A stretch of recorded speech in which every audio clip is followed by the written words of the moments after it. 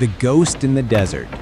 Imagine walking through the Arizona Boneyard. Amidst thousands of mothballed aircraft, one silhouette stands out, the Grumman F-14 Tomcat. But there's a problem. Unlike the B-52s or F-16s, you won't find many intact Tomcats here. After the F-14 was retired in 2006, the US government did something drastic. They began shredding them into... Why? Because the F-14 was so advanced that its parts were highly sought after by the only other country that still flies them, Iran. To restore an F-14 today isn't just a mechanical challenge, it's a race against extinction. The shredder versus the savior. The first unique fact of your restoration journey is the scarcity. Because of the shredding policy, restorers cannot simply buy parts from a catalog.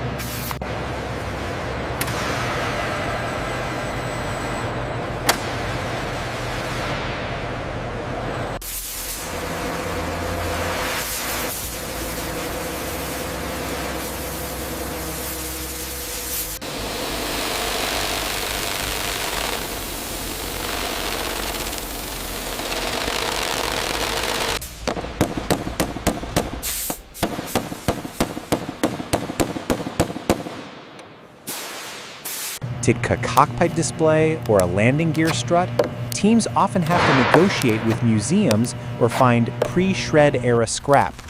Every bolt you turn on this jet is a piece of history that survived a government-ordered destruction.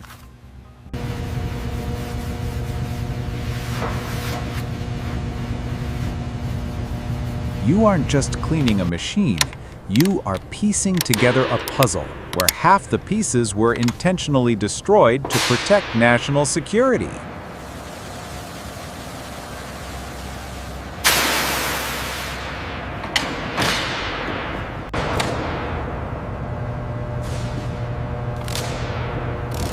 The brain and the swing wing nightmare. As we move to the center of the jet, we hit the AWG-9 radar and the swing wing mechanism. In the 1970s, the F-14's brain was the first of its kind.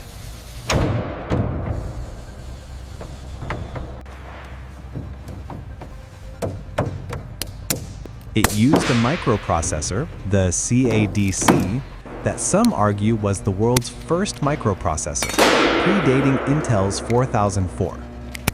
Restoring the wings is the most terrifying part.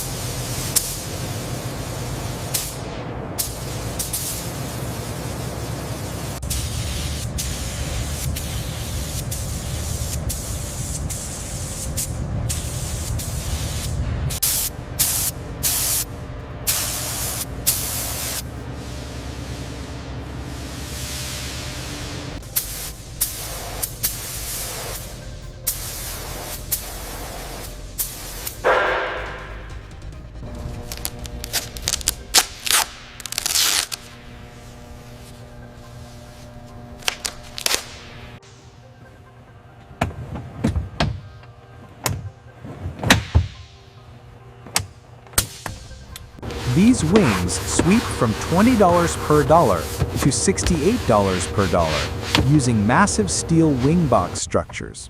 If the pivot pins are seized by 20 years of desert sand, forcing them could crack the entire airframe.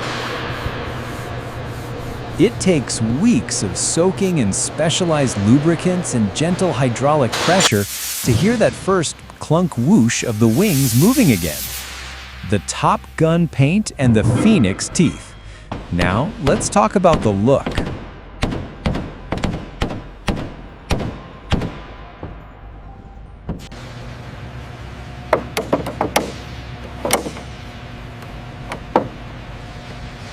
The F-14 isn't just a jet, it's a pop culture icon. Restoring the Jolly Rogers livery, the famous skull and crossbones, requires a specific non-skid coating on the top surfaces, so sailors wouldn't slip off the jet on a wet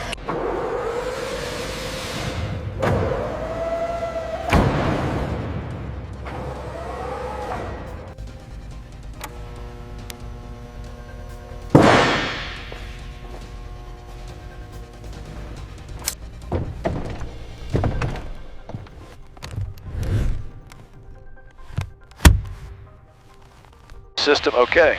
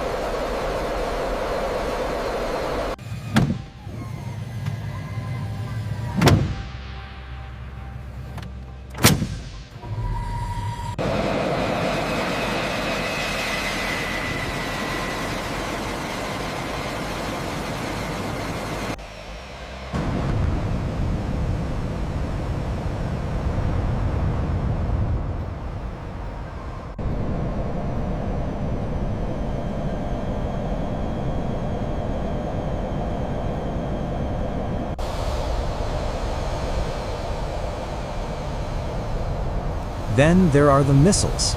The F-14 was the only jet capable of carrying the AIM-54 Phoenix. This missile was so heavy and powerful, it had its own cooling system integrated into the jet.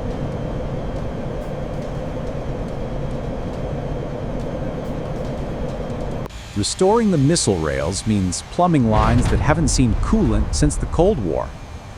Why we do it? So why spend thousands of hours and millions of dollars on a plane that will likely never fly again? Because the Tomcat represents the peak of analog engineering. It was a pilot's plane, mechanical, loud, and unforgiving. When the lights in the cockpit finally flicker to life and those wings sweep back, you aren't just looking at a museum piece. You're looking at the king of the deck, finally back from the grave.